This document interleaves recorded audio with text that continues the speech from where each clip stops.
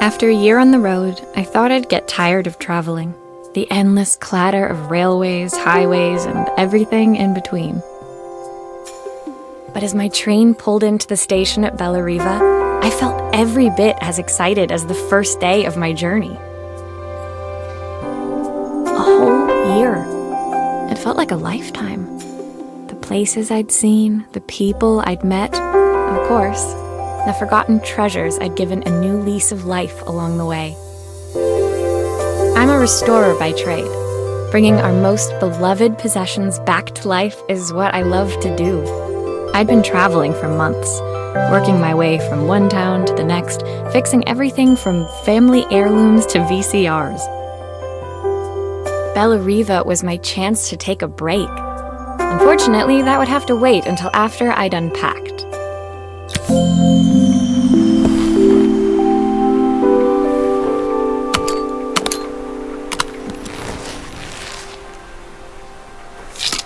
I picked up these sunglasses on my last stop. Hopefully I'm cool enough to pull them off. I saw a guitarist wearing these at a show once. Rock and roll repairwoman, at your service. My passport. Not many blank pages left now. The tools of my trade. No hope of restoring things without these. My favorite overalls. These will never go out of style. My parents took this after I made my first repair. Seems like a lifetime ago. Looking forward to taking more close-ups of my fingers with this. I'll hand these out once I'm settled in. Fingers crossed they get me some work. Who doesn't love a scrunchie? Practical and stylish.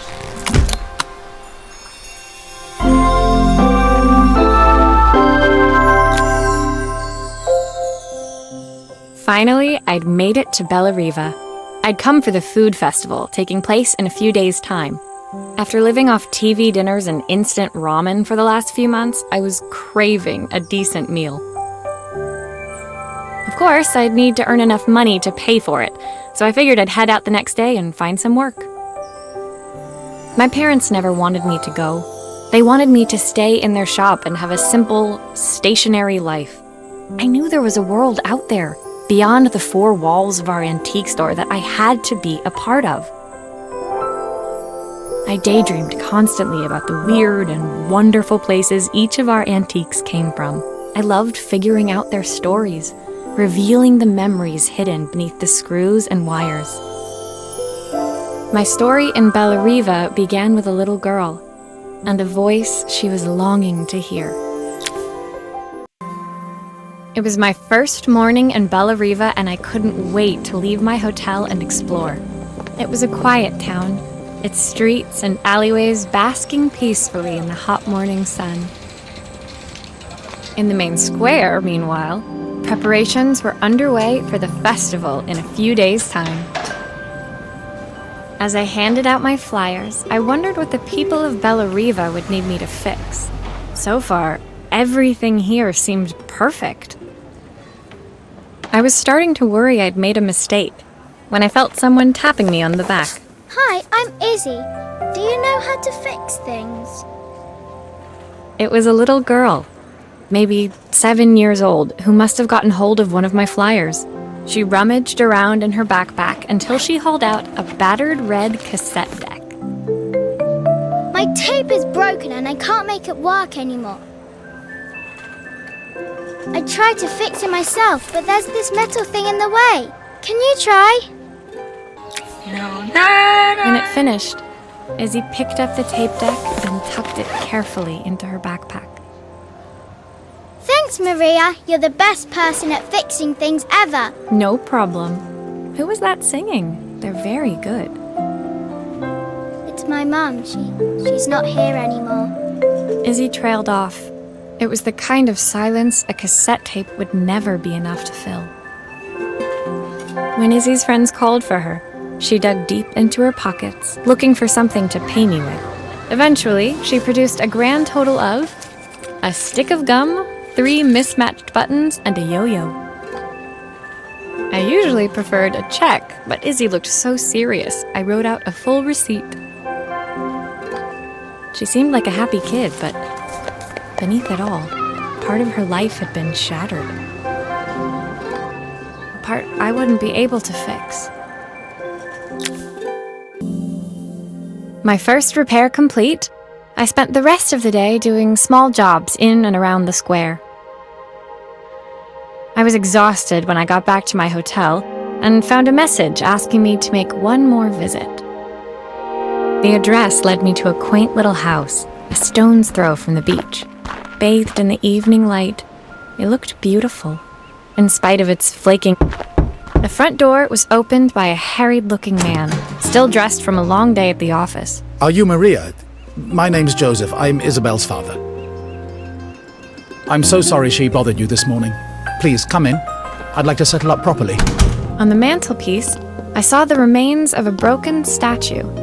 Without thinking, I picked up a fragment. Ah, my father's statue. What's left of it, at least.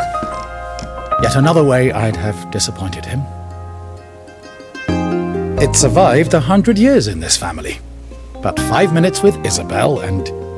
Do you think you can salvage it? Thank you, Maria. It looks as perfect as it ever did.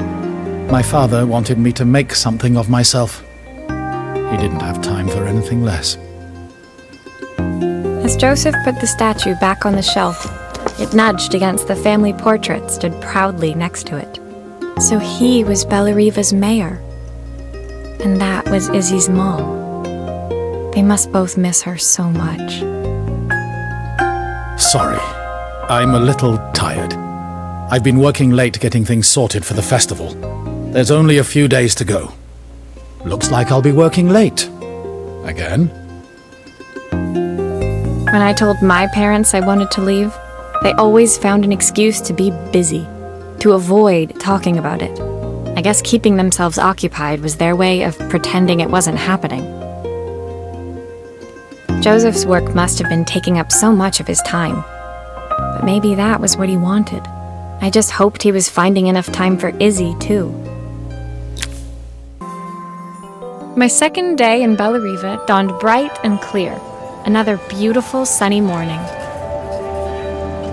Walking into town, I passed cafes overflowing with customers cradling their morning coffees.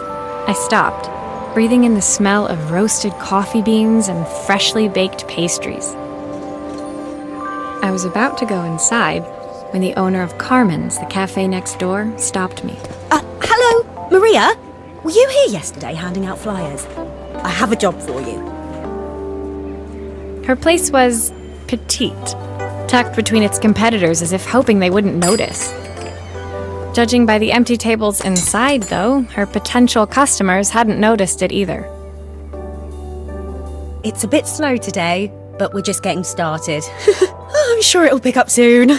As Carmen chatted, she walked over to the counter and returned with an old rotary phone. At least I've got plenty of time to practice my recipe for the festival. It's a new special I've been working on.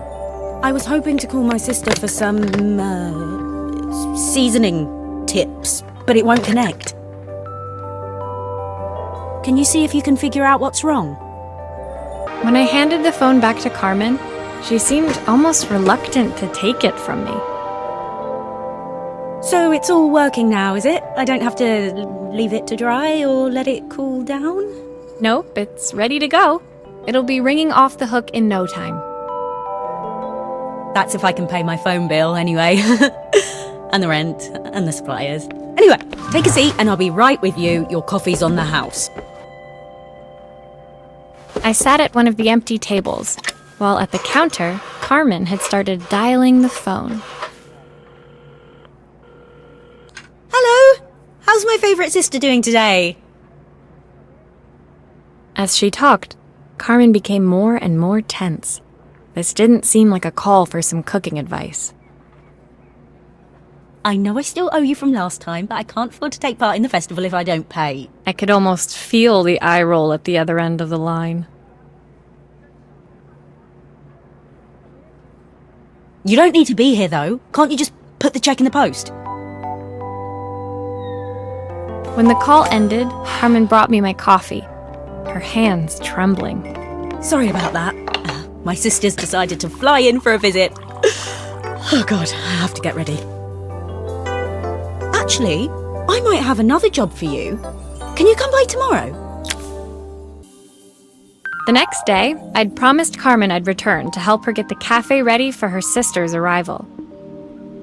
I was about to set out when I received an unexpected call from my hotel's reception desk. Apparently, another guest had asked for me by name. Curious, I took the creaking elevator up to the top floor and made my way to the room number they'd given. I knocked. Are you here about the camera? It's about time. The woman in front of me was immaculate, not a hair out of place or a crease to be seen. My sister tells me you know how to fix things. I'd usually go to an expert, of course, but in this town... So this was Carmen's sister? The two of them couldn't have been more different. Inside her room, I saw a beautiful reflex camera, any professional photographer's dream. The viewfinder is completely dark. I can't see anything through it at all. I assume you can figure out what's wrong? I felt a pang of envy as I handed the camera to Helena. I put my disposable to shame. I picked it up on my first trip to Paris. It's a 1958 limited edition, the first of its kind. It cost me 3 months' salary, but it was worth it. I had no idea what 3 months' salary meant to Helena, but I was pretty sure it was more than I could afford. It was strange, really, that we were even staying in the same hotel. I'd picked this place because it was cheap and cheerful, but surely she could afford somewhere better? She took some test shots, fiddling with the camera settings until she was absolutely satisfied. This work is immaculate. At least there's one person in this town who knows what they're doing. Sending you to me might be the first thing Carmen's actually gotten right. I wondered why Helena had bothered coming if she thought so little of her sister. I hear nothing from her for weeks, and then when she finally does call me, all she wants is money. If she thinks I'm lending her another penny, she'll have to convince me it's not a total waste of time. That didn't sound good. If Hurricane Helena was about to hit, I hoped Carmen was ready. The sun was setting over Bellariva by the time I reached Carmen's cafe. From the outside, it looked as quiet as ever, but inside, I found Carmen cleaning like her life depended on it. Maria! Oh, don't mind all of this. If Helena finds one speck of dust in here, I'll never hear the end of it. Carmen seemed pleased to see me, but I sensed the fidgeting tension beneath each sweep of her mop. Trying to live up to the standards of someone like Helena seemed like an impossible task. I hope you didn't mind fixing the camera for her. She was furious when it broke. I really need this to go well. If she doesn't lend me the money, I don't know how long I can keep this place going. Carmen led me to a back room, where she'd laid out the components of what looked like a neon sign. I had this made when I first opened the cafe, but I'm hopeless with electronics. So there was supposed to be a sign outside. This might explain the lack of customers. I'd like to put it up before Helena gets here. Can you give it a try? The sign fixed, we headed outside and mounted it carefully over the cafe door. Oh, that's perfect, Maria. It looks just how I imagined it. When I had this sign made, it all seemed so simple. Oh, I can't believe I might have to give it all up. I hope I've done enough. The smile froze on her face as she spotted something over my shoulder. I turned to see. Of course, my sister owns the only cafe in this entire town that isn't actually open. For better or worse, Helena had arrived. Carmen opened her mouth to explain, but Helena swept indifferently past her. Finally pausing in the doorway, she turned back towards Carmen. The first thing we're doing is getting rid of that hideous sign.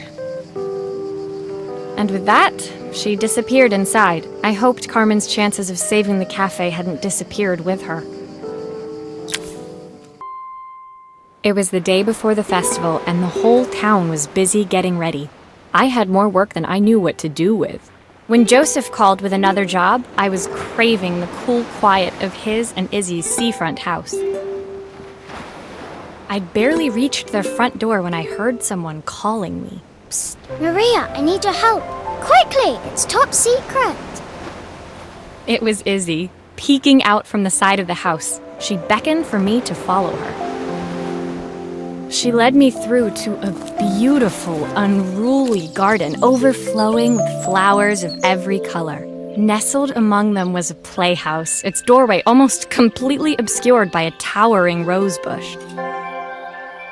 You have to squeeze past it and breathe in real small, like this. Izzy took in a big gulp of air and crawled through the gap and into the playhouse. I hadn't planned on crawling in the dirt today, but the life of a repairwoman never did run smooth. On the table inside, there was an electronic toy. Not exactly the usual stock in my parents' antique shop. I had an accident. I didn't do it on purpose or anything, but it won't turn on anymore. Can you fix it for me? Her toy fixed, I watched Izzy retreat into its screen, taking refuge in a 3-inch world of her own. Well, I'd better head inside. Your dad is waiting for me. Please don't tell him about the game. He'll think I broke it on purpose. Why would he think that? Because, well, I kind of dropped it really hard at the wall. Izzy looked down, scuffing her shoes on the worn floor of the playhouse. My dad said I have to go to this stupid festival tomorrow and put on a stupid dress, and I don't want to. All he cares about is working. He never wants to see me unless it's for his job. I'm not going. He can't make me. With that, Izzy dove back through the rosebush and disappeared into the wilds of the garden. She was so young. She couldn't be expected to see that her dad was struggling too. It made me think, had I really tried hard enough to understand my parents' point of view? I was so focused on the adventures ahead of me. Maybe I didn't care enough about leaving them behind. Leaving Izzy hiding in the garden, I walked around to the front of the house and rang the doorbell. It was only then I noticed my favorite overalls covered in grass stains. I scrubbed desperately, but it was too late. Maria, what are you doing? What happened to your clothes? I was, repairing a lawnmower. How unusual. Well, do come in. The job I've got for you is a little more delicate. Totally embarrassed, I walked into an orderly room filled with papers and ledgers. So this was his office. You must be so busy getting ready for the festival. Are you looking forward to it? Of course. It's traditional for the mayor to judge food from every cafe and restaurant in town. I'll be declaring the best chef in Bella Riva by this time tomorrow. Speaking of which... He unclipped the watch from his wrist and very carefully handed it to me. I'll have a tight schedule to follow, but my watch stopped working a while ago. Could you see if you can make it tick again? As I handed the watch back to Joseph, my fingers traced over the engraving on the back. I hoped fixing this was one small way I could help him move forward. I can't believe it's working, Maria. Thank you. My wife was a brilliant woman. Feeling this ticking on my wrist, it makes me feel like she's still here. Watches measure minutes and hours like they're infinite. I didn't know we had so little time. Even with Isabel, I barely see her. And when I do, she acts like she hates me. Just then, the phone rang. Even when he was at home, his work was never done. Sorry, Maria. I have to take this. I'll see you at the festival tomorrow. As I left, I turned and saw him pacing the floor of his office, his watch glinting in the afternoon sun. I hoped its quiet ticking would at least bring him some peace during the busy days to come. When my last job of the day brought me to Carmen's apartment, the door was opened by someone I didn't expect to see, Helena. Sorry for inflicting this mess on you. Carmen's never seen a knick-knack she doesn't want to buy, apparently. Carmen's apartment was a little chaotic, but totally charming. It was easy to imagine her living in a place like this. It definitely wasn't Helena's style. She seemed more upmarket than flea market. I wondered why she was even here. We're having a clear-out, or at least I am. Carmen's not helping, as usual. There's a market at the festival tomorrow. I'm selling some of these things to make her some money. She says she has nothing when there's all this stuff right under her nose. Helena stepped delicately past the items on the floor and reached down to pick up one from the pile. Look at this slide projector. Our parents treasured it, but Carmen treats it like a piece of junk. Can you take a look? Helena was transfixed, staring at the two young sisters the projector had brought glaringly into focus. I never meant to let her down. But you haven't, have you? You came all this way just to help with the cafe. Plus the money. That's the problem. There is no money. I lost my job a few months ago. My savings are almost gone. I have nothing. Carmen thinks I'll throw my checkbook at her bad decisions and make them okay. But I can't.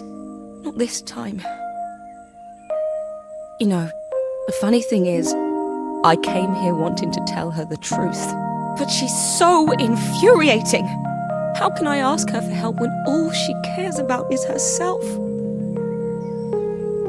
Helena fell silent, shrinking under the gaze of her younger self, projected onto the wall. We drifted so far apart when I moved away. It felt like the only thing keeping us together was my bank balance. I know I have to tell her the truth. It isn't fair. But I already lost everything else. What if I lose her too? The day of the festival finally came, and after all my hard work, I was ready to put down my tools and pick up a fork. The smell as I entered the main square was incredible. Each stall was selling food even more delicious than the last. The competition would start any minute. Most stall holders were waiting anxiously for the mayor to pay them a visit. All of them, that was, except Carmen, who was still frantically chopping vegetables and stirring pots. Maria! Thank God you're here! Can I ask you the world's biggest favour? Helena was supposed to help me run the stall today, but she never turned up. Probably too ashamed to show her face. I can't believe she lied to me. Carmen was stirring so furiously she was in danger of tipping the pot over altogether. The mayor will be here any minute for the judging, but I'm almost out of my special. She wasn't really going to ask me, was she? Not on my day off. I have a stove ready to build and everything. Can you set it up and make me a spare batch? My part done, Carmen took over and added the finishing touches. It was just in time, as a moment later, Joseph arrived with Izzy in tow. Carmen anxiously handed them both a serving. That was so tasty. Can I have some more, please? Well, you've certainly earned yourself a loyal customer in my daughter. We have a few more meals to taste, but so far you are one of the best. Good luck. Joseph and Izzy looked so happy together. Maybe the festival was doing them some good after all. Carmen, on the other hand, seemed annoyed. But why, when it had all gone so well? I wish Helena was here to see this. She's so convinced I'll never succeed at anything. She wants what's best for you. She's just not very tactful about it. Yes, I know. Even when I was a kid, she pushed me when no one else did. I just wish she hadn't lied to me. But then, I've asked so much of her over the years. I never stopped to think how much she actually had to give. The festival finished. I only had one day left before I had to catch my train and leave Bella Riva behind. I couldn't go without saying goodbye to Carmen. So, that evening, I made my way to the cafe. It was unrecognizable. She'd done it. Best food in Bella Riva. Half the town was outside waiting to see what the fuss was about. Maria! My favorite sous chef. Come on through. It was Carmen, acting every inch the successful cafe owner she deserved to be. Even Helena was there, serving the coffees. This was the last place I expected to see her after yesterday's drama. Carmen led me through to a balcony upstairs, where she brought out an old record player. I found out where Helena was on the day of the festival. She was selling her camera to clear the cafe's debts. But then she didn't have much left for herself. So, I've asked her to come and stay with me for a while. We have a lot of catching up to do. I wanted to give her this, to cheer her up. We listened to it all the time when we were kids. Do you think it has one last tune in it? The record player's crackling tune must have caught Helena's ear, as she appeared a few moments later. Is that my old record player? I can't believe you've kept it all these years, Carmen. Leaning over the music, they looked just like the young sisters the slide projector had preserved all these years, inseparable once again. Carmen told me about your camera. That was a really generous thing to do. I loved that camera, but I love my sister more. Now it's her time to be the person she wants to be. I'm going to stay here with her for a while. Make up for lost time. Carmen and Helena's relationship wasn't suddenly going to be perfect, but they were both prepared to try. And to think, it had all started because of a call Carmen made about some seasoning tips. I guess in the end, maybe it wasn't so hard to just pick up the phone and dial. I hadn't spoken to my own parents in a year. I wanted to hear their voices more than anything. But the silence between us was so cavernous. I didn't know how I'd ever find the words to bridge it. My final morning in Bella Riva, I received one last call out to Joseph and Izzy's house. I knew I had to pack, but I figured I could squeeze in one final job before I had to leave. When I arrived, I found Joseph tidying up his wilderness of a garden. The playhouse was already cleared. Inside, I could see Izzy happily testing out her screw-driving skills on the back of her cassette deck. You've made quite the impression. Izzy, tells me she's going to be a repairwoman like Maria. I'm sure she could be anything she wanted if she put her mind to it. She could. She's a brilliant child. Spending the day with her at the festival, I haven't had so much fun in ages. I wanted to give her something before she starts to forget. Inside, the house was transformed, flooded with light and the sounds of the garden. It felt alive again. This would be my last repair in Bella Riva, but it felt like it was the house that had really been restored. It's a music box. It used to play beautifully, but now when I wind it up, nothing happens. I'd love for Izzy to hear it sing again. Can you help? I've missed so much already. I want to be the father my wife wanted me to be. I've ended up so much like my own father, working all the time. Izzy needs me more than that, especially now it's just the two of us. My daughter comes first. Well, Until she gets bored of her stuffy old dad, anyway. I'll never ever get bored of you, Dad. Izzy came running into the room where Joseph scooped her up and onto his shoulders. She gazed at the music box, her eyes shining. I'd never seen her look so happy. Thank you, Maria, for everything. The things you've fixed for me. I'm so glad to have them back. Joseph was a good father, and I could tell he was determined to be an even better one. When it came down to it, that was all any of us wanted. A second chance to make something right. My time in Bellariva was almost over, but before I left, I knew there was something of my own I needed to fix. My time in Bellariva was almost at an end. Another chapter finished in a story whose ending I hadn't felt ready to write. The people I'd met, the items I'd restored, they'd taught me so much about what was really important. Pulling out my suitcase from beneath the bed, I remembered the day I stole it from my parents' shop, the day I left. Afterwards, I was too ashamed to call them, to apologize. It was a guilt I'd been carrying around every day since. As I packed, I knew that it was up to me to find a way to lighten the load.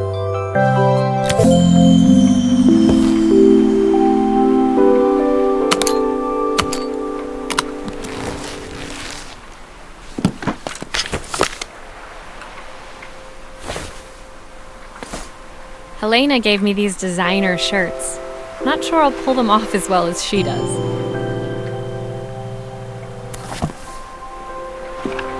Joseph's idea of light reading for the train. It does look thorough.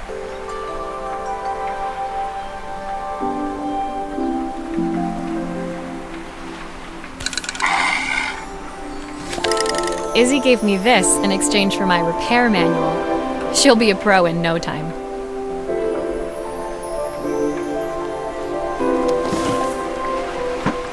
The recipe for Carmen's special. I'm under strict instructions to guard it with my life.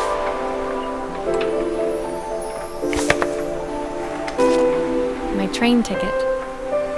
Can't believe it's time to leave Bellariva behind.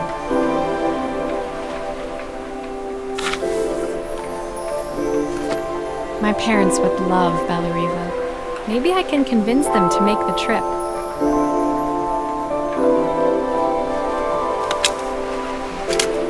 The soundtrack to my travels. I'll be listening to this on the journey.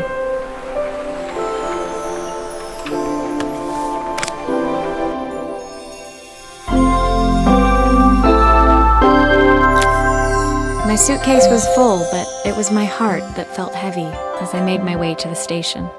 I was sorry to be leaving Bellariva behind, but I hoped that in my own small way I'd made a difference. Helena and Carmen's reunion was possible because they'd learned to overcome their differences. Joseph had realized he shouldn't let his grief or his work get in the way of his relationship with Izzy. They'd each learned to see things from someone else's perspective. Maybe it was time I saw things through my parents' eyes. I knew it would be easier to jump on the next train, put even more distance between us, but I finally felt ready to talk to them. I just didn't know if they would feel the same. Did I even remember their number? I wasn't sure until I reached for the phone and it all came flooding back.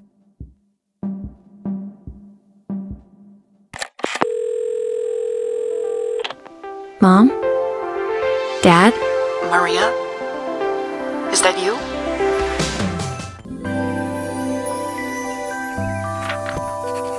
Dear Maria, Carmen here. Sorry I haven't written. The cafe's been absolutely manic since you left. Luckily, I have Helena here to help. You wouldn't recognise her. She's like a new woman. She's always running round, taking orders and making drinks. I even heard her compliment a customer on their outfit. Personally, I draw the line at fluorescent green bowling shirts, but Each to their own. It certainly made the customer smile. She misses the city, though. Bellariva's many things, but it's definitely not as chic as she'd like. She said there was a coffee shop near her old apartment where they made coffee with a shape drawn on top. It got me thinking, I'm an award-winning chef. I can figure out how to put a leaf on a cappuccino. A bit of cosmopolitan coffee might be just what Helena needs. Of course, ordering a new coffee machine was the easy part. I wish you could have seen the mess I got into trying to put the thing together. I was feeling more has-been than coffee queen by the time I'd made a drink fit for human consumption. It looked a bit, postmodern, but knowing Helena's refined tastes, I hoped she'd think it was intentional. Always the connoisseur, she didn't even bother to look at it at first. She was so busy wafting it under her nose. Steamed up her glasses, of course. How was she going to see my work of art through an eye full of fog? When she finally spotted it, though, she was totally impressed. I'll admit, she spent several minutes trying to figure out exactly what it was I'd drawn. She decided it was probably a horse. Well, what she doesn't know won't hurt her. She was impressed enough to ask for another one. I guess I'll need to get some practice in. The whole thing was such hard work, Maria. I never realised how difficult it was, all that mechanical stuff. It made me realise how much I have to thank you for, so I wanted to say that now. Better latte than never. Hoping you're well. Your friend.